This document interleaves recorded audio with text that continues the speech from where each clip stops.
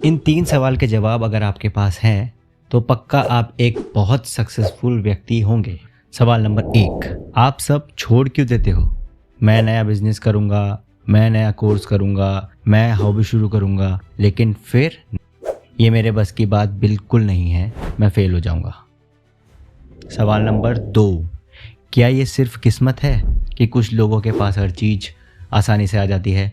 Career, relationship, money, और दूसरी तरफ कुछ लोग दिन रात मेहनत करते हैं लेकिन रिजल्ट उनके फेवर में नहीं आता। सवाल नंबर 3, कितनों ने ये सब आदतें छोड़ी हैं? मुझे ईर्ष्या छोड़नी है, मुझे गुस्सा कम करना है, मुझे प्रोकास्टिनेशन छोड़नी है। कोई तो है जो आपको कंट्रोल कर रहा है। All these answers are within you. कैसे? बताता हूँ। ये स्ट्रगल सबके साथ है और इन सब का एक ही कॉमन रीज़न है, एक ऐसा पावरफुल फोर्स जो 24 घंटे चल रहा है लेकिन हमने उसे कभी समझा ही नहीं। उस फोर्स का नाम है आपका माइंड।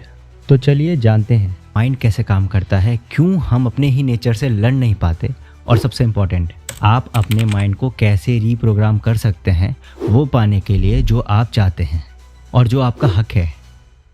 आपके हर सवाल का जवाब इस वीडियो में मिलेगा। Let's start.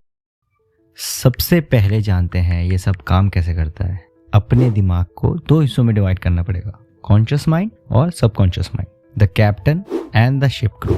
सोचिए एक बड़ा समुद्री जहाज है, उस शिप में एक कैप्टन है, वो ब्रिज पर खड़ा होता है, सिचुएशन देखता है, डिसीजन लेता है और ऑर्डर्स देता है नीचे इंजन वर्कर्स को। यहाँ पर कैप्टन लॉजिकल है, फैक्चुअल है। वो इंजन वर्कर वो कैप्टन्स के ऑर्डर्स फॉलो करते हैं। इंजन रूम वाले पूछते नहीं हैं कि कैप्टन ने लेफ्ट क्यों कहा, उसने राइट क्यों कहा, वो बस ओबे करते हैं। वो रीज़न नहीं करते, आर्ग्यूमेंटेटिव नहीं होते। आपकी लाइफ में भी यही होता है। जब आप कॉन्शियस माइंड से सोचते हैं मैं ये जॉब पाना चाहता हूँ, आपने ऑर्डर दे दिया। अब आपके सबकॉन्शियस माइंड का काम है हर तरह की लॉजिकल क्रिएटिविटी से उस डायरेक्शन में काम करना। अब चाहे इंस्ट्रक्शंस कुछ भी हों, सबकॉन्शियस उसको फॉलो करेगा। आपका सबकॉन्शियस आपके थॉट्स का ओबीडियंट सर्वेंट है। आप जो विश्वास करते हैं वो मानता है, वही आपकी रियलिटी बन जाता है। हम इस डायनामिक को चेंज कैसे करें? अपने सबकॉन्शियस माइंड को रीप्रोग्राम कैसे करें? उसको वो सक्सेस इनपुट कैसे दे जो हम चाहते हैं अपनी लाइफ में? ये सबसे स्ट्रॉन्ग टेक्निक है। सबकॉन्शियस माइंड तब सबसे ज़्यादा एक्टिव होता है जब आप ड्राउजी स्टेट में होते हैं, नींद आने वाली अवस्था। इस समय आपका एनालिटिकल माइंड एक्टिव नहीं होता, इसलिए ये सीधा ऑर्डर्स एक्सेप्ट करता है। अब इसे करें कैसे?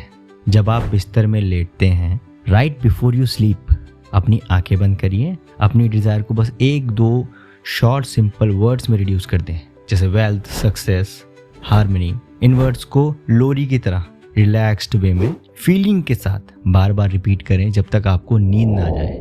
इससे आप एक ऐसा बीज बोल रहे हैं विदाउट एनी कमांड, जो कि डायरेक्टली आपके सबकॉन्शियस माइंड में जा सकता है।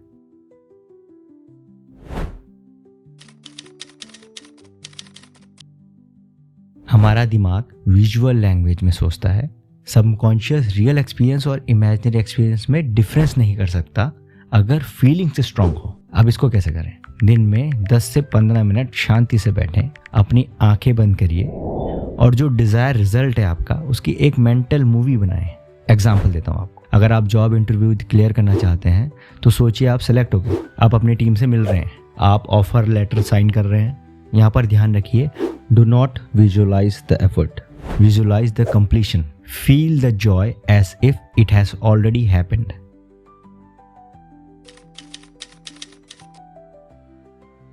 हम हर दिन कितना सेल्फ टॉक करते हैं, ओह आई एम सो स्टूपिड, ये गलती मुझसे ही क्यों होती है, मैंने ये सब बिगाड़ दिया है। देखो, सबकॉन्शियस ये सब एक्सेप्ट कर लेता है। एफर्मेशन ट्रैक करते हैं नेगेटिव थॉट्स को। अपने जितनी भी नेगेटिव हैबिट हैं उसके ऑपोजिट स्टेटमेंट बनाइए। जैसे मैं लेजी नहीं होना चाहता, यहाँ पर फोकस आपका लेजी में ही है। सही जो होगा इसका वो होगा मैं हर रोज प्रोएक्टिव बन रहा हूँ। अच्छा, अब क्या ये विजुअलाइजेशन, ये एफर्मेशन सच में काम करते हैं? क्या ये बस ब्लाइंड फेथ नहीं है? अभी clarity they. Science of how these techniques work.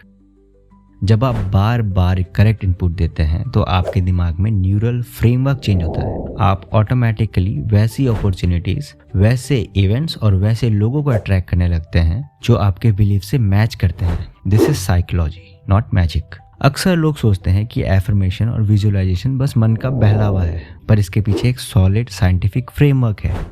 इसे न्यूरोप्लास्टिसिटी और सिलेक्टिव अटेंशन कहते हैं। चलिए इस टॉपिक को थोड़ा और डिटेल में समझते हैं। ये न्यूरल फ्रेमवर्क चेंज होने का मतलब क्या है?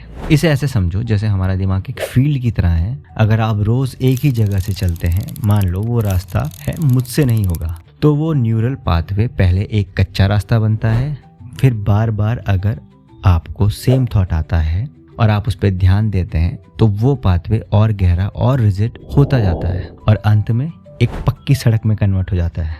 यहाँ पर लॉजिक क्या है? जब आप एफर्मेशंस देते हैं तो आप दिमाग में नए रास्ते बना रहे होते हैं और रिपीट एक्शन से वो फर्म होते जाते हैं। इसका एग्जाम्पल देखते हैं। अगर आप रोज खुद से कहें I am becoming confident speaker, तो शुरुआत में दिमाग रेजिस्ट करेगा, पर बार बार बोलने से आपका दिमाग पुरानी नेगेटिविटी को ओवरराइड करके कॉन्फिडेंस के न्यूरॉन्स को फायर करने लगता है, जिससे कॉन्फिडेंस के न्यूरल पाथ्स ब्रेन में फर्मली मैप होने लगते हैं और रिजल्ट ये होता है कि आप ज़्यादा कॉन्फिडेंट होने लग जाते हैं। सो अभी तक हमने ब्रीफली जाना माइंड काम कैसे करता है, कुछ टेक्निक्स और साइंस बिहाइंड दोज टेक्निक्स।